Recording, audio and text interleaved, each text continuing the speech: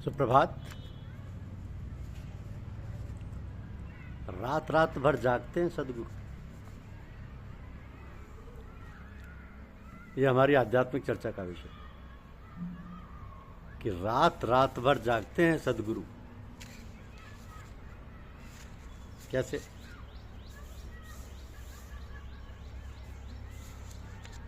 काशीपुरी लखनऊ में एक बार पूज्य साहब जी ने आकर स्वयं कहा कि मैं सदैव हर एक सत्संगी के साथ रहता हूं, और जो बुरे हैं और बदमाशी करते हैं उनके साथ तो अधिक से अधिक समय रहता हूं। तो ये तो उनकी अमूल्य सेवा है, और ये हमारा सौभाग्य है कि हम सभी को सेवक के रूप में आचार्य ऐसे गुरुदेव मिले हैं। हमारा काम इतना ही है कि हम उनके कार्य को सरल बनाने के लिए अपने आप को समर्पित कर दें और समय समय पर स्वयं उनके पास जाकर उनकी अनंत सेवा से लाभ उठाएं। वो हमारे परिवार की सभी कठिनाइयों व समस्याओं का भी निवारण करती, और आपके सामान अपने आप को छोटा अथवा सेवक बनकर एक भंगी और धोबी की तरह हमको निर्मल कर आनंद प्रदान करती, हमारे कष्टों को पापों को अपने ऊपर लेकर निर्मल करते रहती। ये संतों की सेवा है। आचार संहिता तो साधकों के लिए होती है, ताकि सभी अपने सतगुरु के चरणों में निष्ठापूर्वक जाकर अपने जीवन को साधना के योग्य बनाकर औरों की सेवा कर सके, औरों की सेवा कर सके।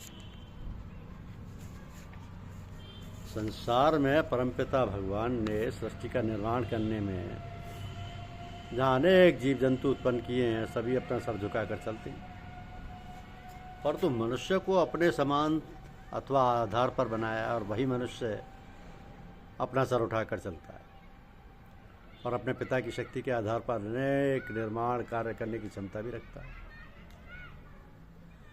तो परमपिता परमात्मा के सामने मनुष्य की क्षमता या आकार बहुत कम है। इसी कारण हमारे परमात्मा के नाते को पिता पुत्र की संज्ञा दी गई है। सृष्टि के निर्माण कार्य के साथ साथ उस मालिक की दया कृपा इतनी विशाल है कि उस परमपिता ने अपनी संतान के लिए पूरी सृष्टि को सेवा में लगा दिया। आकाश, पृथ्वी, चांद, तारे, नदी, पहाड़, जल, वायु, फल, वृक्ष, सभी वस्तुएं मनुष्य की सेवा में निस्वार्थ भाव से निरंतर सेवा कर रही हैं। यही कारण है कि मनुष्य अपने परमात्मा को भूलकर स्वयं को सब कुछ समझने लगा है। यह अहंकार ही मनुष्य को अपने परमपिता से अलग कर रहा है, क्योंकि जब एक बालक अपने पूज्य पिता से अलग होकर मैं करने या विचरण करने लगेगा तो फल तो दुखदायी होगा ही। इसी आधार पर जब मनुष्य परमपिता को सर्वज्ञ मानकर उसकी शरण में आकर सच्चे मन और भावना से पुकारने लगता है तो जीवन कुछ और ही बन जाता है, कुछ और ही बन जाता है। हमारे साहब जी परमपिता परमात्मा में लीन हैं, और जिस प्रकार परमात्मा विचार शक्ति से ही अनेक प्रकार की सृष्टि का निर्माण कर सकता है, पूज्य साहब जी के मौन रहने पर भी हर काम पूर्ण रूप से सफल होते जा रहे हैं। जब पुत्र अपने पिता की शक्तियों को पा लेता है तो पिता जैसे कार्य करने में पुत्र को स्वतः शक्ति प्राप्त होने लगती है। इसी आधार पर हमारे सत्संग का संचालन होता है, हमारी साधना का संचालन होता है। तो हमारे यहाँ पूजा का आधार शरणागत होने पर ही निर्भर करता है, क्योंकि साधना में मनुष्य का एक दोष यही है कि वह अहंकार में डूब जाता है, और अहंकार का अर्थ है कि सबसे अलग होकर अपने को शक्तिशाली प्रकट करना। इसके विपरीत शरणागत होने का अर्थ है कि सभी अन्य शक्तियों से जुड़कर महानता प्राप्त करना। तो आज भी अधिकांश लोग हैं जो इस झूठे अभिमान के बस होकर कष्ट पा रहे हैं।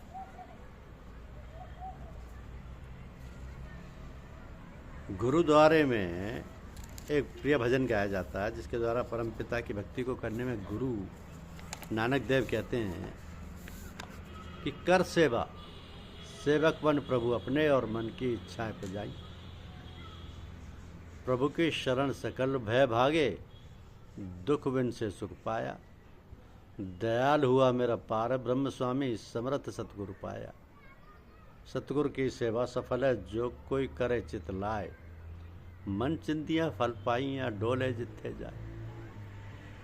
तो साधना में महत्वपूर्ण बात यही है कि साधक अपनी अच्छाई और बुराई सभी का समर्पण करके खाली हो जाए, जिससे कि सतगुरु उस खाली स्थान को प्रभु प्रेम से भरकर अपने जैसा बनाकर प्रभु की सेवा में लगा दे। इस प्रकार सृष्टि के नियमानुसार हर पिता अपने पुत्र को जब अपने जैसा बना लेता है तो अपने सभी कामों में उसे लगाकर अपनी सहायता चाहता है। इसी आधार पर हमारे यहाँ सत्संग की कुछ श्रेणियाँ रखी गई। हर कार्य में योग्यता के आधार पर क्रमबद्ध होना ही अच्छी बात है। एक महान व्यक्ति उच्चतम काम कर सकता है तो उसकी सहायता के लिए अन्य वर्गीय लोग लगाए जा सकते हैं। इसी आधार पर पूजा के संचालन में इजाज़त और तकमील जैसे शब्दों का प्रयोग किया जाता है। इन उपाधियों के साथ काम करने वाले स्वतंत्र नहीं है, उन सभी पर अंकुश भी रखा जाता है। ये उपाधियाँ वापस भी ली जा सकती हैं। फतेहगढ़ में हमारे पूज्य बाबूजी बिना तकमील की उपाधि पर इतना नम्रता व दीन भाव से सेवा करते रहे कि आपको इसका ख्याल तक नहीं आया। वो तो हमारे पूज्य साहब जी ने जब देखा कि परम पूज्य बाबूजी के गुरुदेव पूज्य लालाजी साहब शरीर त्याग कर परम धाम को चले गए तो पूज्य साहब जी को यह चिंता लगने लगी कि यदि हमारे बाबूजी को तकमील अर्थात पूर्ण होने की उपाधि नहीं मिली तो हम सभी को दीक्षा लेने के लिए दूसरे संत की शरण में जाना पड़ेगा। तब साहब जी ने पूज्य चाचा जी को लाए साहब और हमारे पूज्य बाबू जी को तकमील की उपाधि दिलवाने में सहायक बने। ये एक विलक्षण शिष्य की भावना का सुपरिणाम था। इसी प्रकार हमारे पूजनीय साहब जी काफ़ी समय से आध्यात्म विद्या के प्रचार की सेवा में तत्पर रहे। 1953 में पूज्य बाबूजी ने आपको तकमील देकर पूर्ण अधिकार प्रदान किए। तो ये तो सतगुरु के कार्य संचालन का भाग या तरीका है। जब कोई काम बढ़ जाता है तो काम कराने वालों का यही प्रयोजन रहता है। ये रीति संसार के सभी विभागों में देखी जाती है और इस बीच यदि कोई अनियमितता या दोष दिखाई देता है तो ये पद समाप्त करके सुधार भी किया जाता है। अब जहाँ तक गुरु शब्द का प्रयोग है ये तो हर क्षेत्र में विकसित है। जहाँ अच्छे कार्य के लिए गुरु या आचार्य शब्द का प्रयोग होता है वह गलत कार्य सिखाने वाले भी गुरु कहे जाते हैं, वो भी गुरु कहे जाते हैं। तो सत्संग में गुरु व आचार्य का सेवा कार्य एक धोबी और भंगी के समान ही है। माँ अपने बच्चे के मलमूत्र तक धोने में संकोच नहीं करती। इसी आधार पर हमारे सतगुरु सदैव हमारे दोषों पर दया की भावना रखकर सेवा और प्यार देकर हमारे दोषों को दूर करते आए। हमारे सत्संग में आचार्यगण रात्रि के समय 10 बजे से 4 बजे तक प्रार्थना व दुआ करके संभालते। पूजनीय लाला जी, चाचा जी, बाबू जी, हमारे साहब, हम जैसे जीवों की को जो योग निद्रा में सोए हुए हैं अपनी आत्मशक्ति द्वारा एक धोबी और जमादार की तरह ही सेवा करते देखे गए। अब आचार्य का काम तो यही है कि माँ के समान अपने बच्चों की हर प्रकार की शुद्धि करना। पूरी रात जाग करके वो हमारी सेवा करते हैं।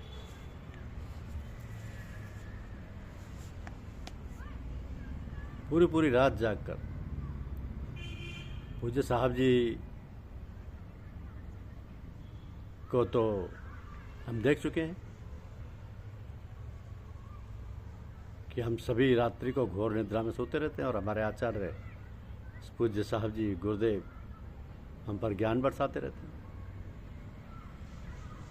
तो ये सद्गुरुओं की दया कृपा ही है कि हम लोग उनके बताए हुए रास्ते पर चलकर भगवत प्राप्ति प्राप्त कर सकें, या भगवत प्राप्ति के मार्ग पर चलते हुए ईश्वर को प्राप्त कर सकें। धन्यवाद। YouTube चैनल को लाइक और सब्सक्राइब अवश्य कीजिए। शुक्रिया।